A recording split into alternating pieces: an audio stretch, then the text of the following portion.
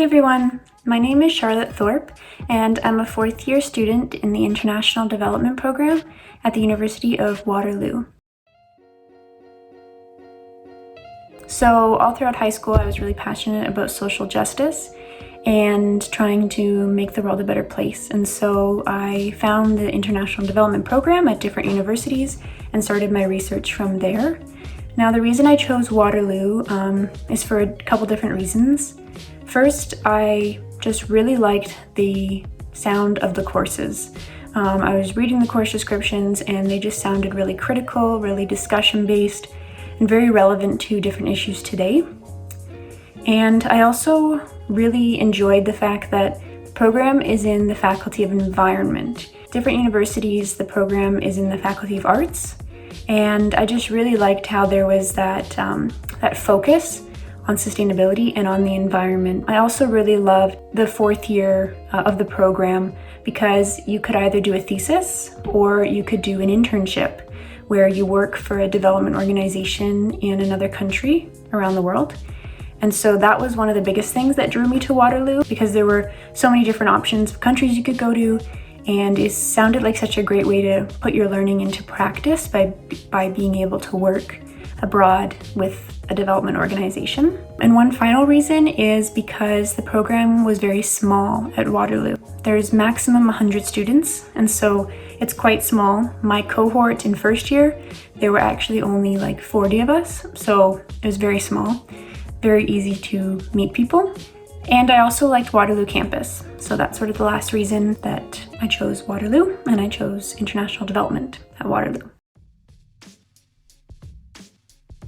It's definitely lecture-based. There are no labs, and it's very discussion-based. Lots of case studies, lots of research, lots of readings, and lots of written assignments. So it's really important to have good reading and writing skills if you want to choose this program at Waterloo. Good thing about the lectures is that they're not very large. Some of them are big in first year, but as you go throughout second, third, and fourth year, the lecture sizes get really, really small.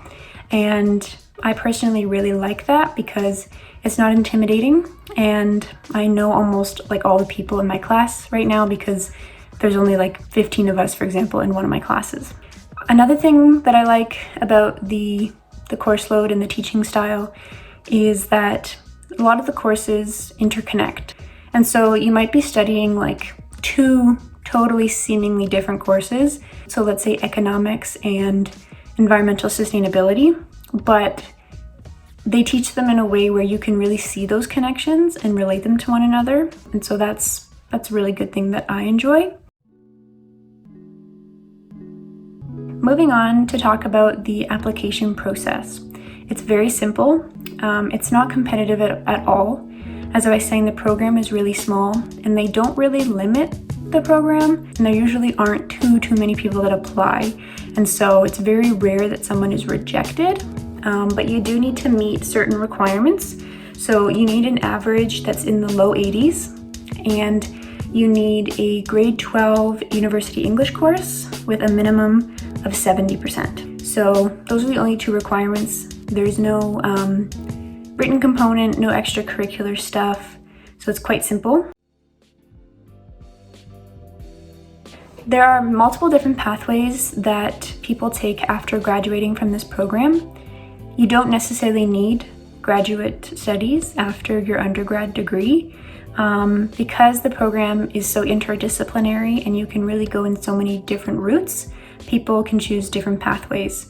So some people choose to go into teaching, some people choose to go into law, others into the nonprofit sector or the government sector. So there's tons of different pathways, and the fourth year options really help with that. So if you really do want to do graduate studies, the thesis is a really great option.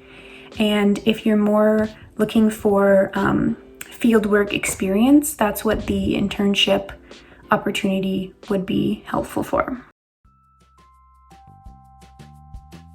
They do suggest that you take data management in high school, which I strongly suggest because we take statistics courses and data management really helps prepare you for that. I also found that taking a world issues course was helpful, sort of as a a foundation for learning more about development. And finally, we have to take economics and accounting in our first and second years. And I found that because I didn't have any background in those courses in high school, it made it a bit difficult for me. So if you can, or if you do have experience in economics or accounting, that's very helpful. If not, I still survived the courses, and there are lots of helps available. So don't fret if you haven't taken those courses in high school. There's also a lot of opportunities to take a minor in the program. So you have 11 electives. So those are non-core courses. And so for example, I have a French minor. My friend has a law minor. Another friend has a math minor. So totally opposite things, totally different things, but there's room to do a minor and to specialize in something that you are interested in.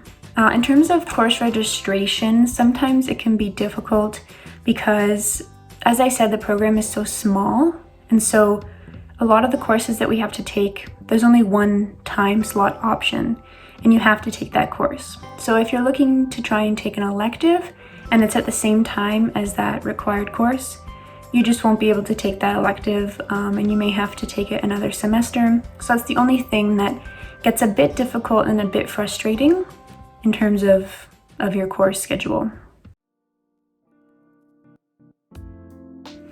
I really encourage people, in terms of studying in the program, to be good note takers, and that especially applies to when reading different readings, especially textbooks. I personally spent too much time in first year taking notes on the textbook stuff when I should have been a lot more brief and not let it take too much time in my homework.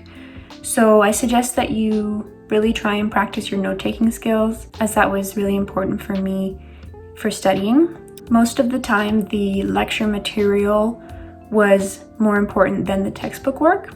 Of course, it depends on the course, and you can kind of decide that as you go and what the professor says, but for the core development courses, most of the material that's important is from the lectures. I personally loved my first year. I stayed in residence in the St. Paul's College residence, and I absolutely loved it. I actually loved the food, which a lot of people say residence food's not great, but I enjoyed St. Paul's food. That's where I met most of my friends that I still have today, and it was just really fun. I had a single room, so the independence was great, and being able to meet different people and study with them and hang out with them. Campus is fun. There are great things to do on campus, but I really encourage, if you do stay in residence on first year, to get out and explore the town. There's definitely a party atmosphere. It's definitely a university town. Lots of different places to go to eat, to have fun, to play games. And I really love Uptown Waterloo. So if you get a chance in your first year especially, explore Uptown. There's a skating rink, there's lots of great food places, there's a mall, and it's super easy to get to with the bus schedules and the bus routes. So I strongly recommend that. And there are different places on campus that are fun. For me, I love the Environment Lounge and Coffee Shop. It's a great place. Lots of environment students go, and other students as well, to just hang out, study, have a coffee, have a tea. And the cafe there is totally like volunteer student run, and everything's like super sustainable. So that's like my favorite place on campus. The Student Life Center is also pretty lively. There's study spaces, stores, food, and that's where a lot of clubs kind of run events and sell things. So that's another fun place on campus. A lot of Waterloo students say that there are not enough mental health supports. Personally, I don't have too much experience in seeking different mental health supports. I did once, and I found it to be a very smooth process, but I do think that the school and students would really benefit from more mental health supports. The doctor's office is amazing. They're so efficient and so quick. I did opt out of the health plan just because I was covered under my parents' plan. And there's tons of different resources like writing help, career help, finance help. So in those senses, like, I really think they do a great job of providing those supports. And they also have tons of different like clubs that are specifically focused on supporting different groups of people and different like ethnicity. There's like a women's group. There's like support for students who might need like help financially or with food, tons of different things, lots of student-led initiatives. I guess number one, school is not everything. I know school is really important, but make sure you take care of your mental health above everything. Take time to meet people, join events, join clubs, go to Student Life Center, go to your program, student society. Really, there's tons of opportunities to meet people, and it is a fun culture and there's tons of fun things to do. Don't be worried too much about getting every single reading like done to the T and getting all your notes. From my experience, the lectures are most important to pay attention to. And the last thing, I think it's really important to be intentional in keeping touch with friends back home. And now with all our technology, that's super easy to do. And so keeping in touch with people, keeping your mental health healthy. And I wish you all the best. Good luck with anyone starting international development at Waterloo, and thanks for watching this video.